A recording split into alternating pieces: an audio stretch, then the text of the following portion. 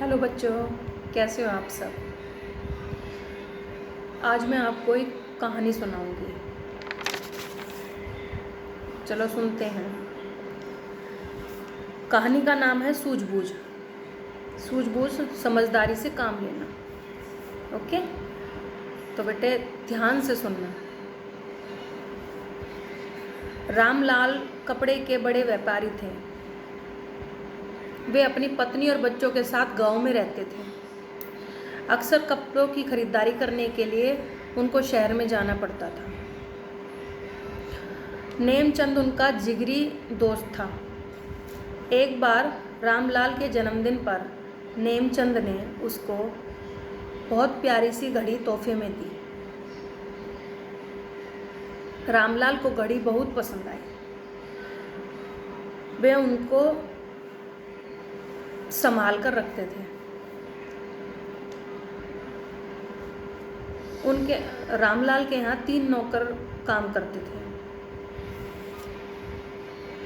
रामलाल के मकान के बगल में ही नौकर रहते थे। एक दिन रामलाल को कपड़े खरीदने के लिए शहर जाना पड़ा। वे नहा धोकर तैयार हो गए और अपनी पत्नी से बोले कि राधा, जाओ कमरे से मेरी घड़ी लेकर आओ। कमरे में राधा को कोई घड़ी नजर नहीं आई।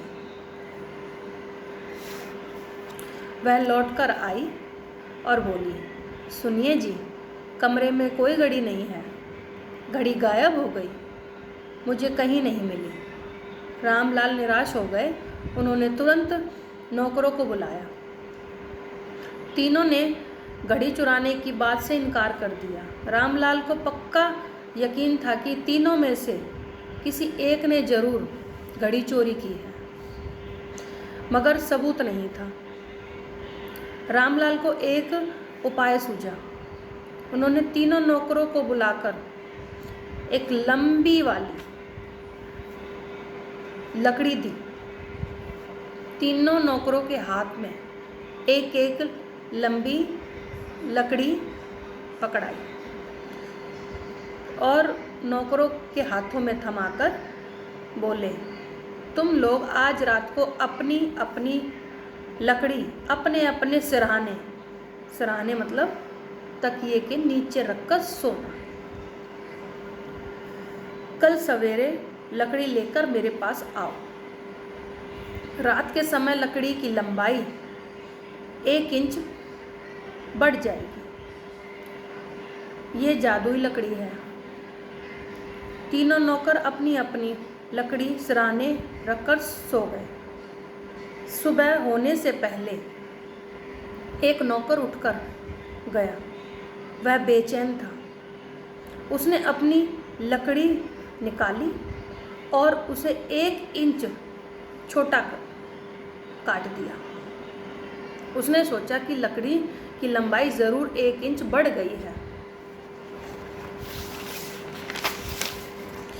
सवेरे होते ही रामलाल ने तीनों नौकरों को बुलाया और लकड़ियां जांच ली। 2 नौकरों की लकड़ियां बराबर थीं। तीसरे नौकर की लकड़ी 1 इंच छोटी थी।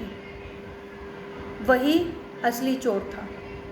रामलाल ने तुरंत पुलिस को बुलाया और चोरों को सौंप दिया। बेटा, रामलाल ने कितनी समझदारी से चोर को पहचान लिया। तो बेटा सूझबूझ से ही काम लेना चाहिए। कैसी लगी कहानी? Thank you.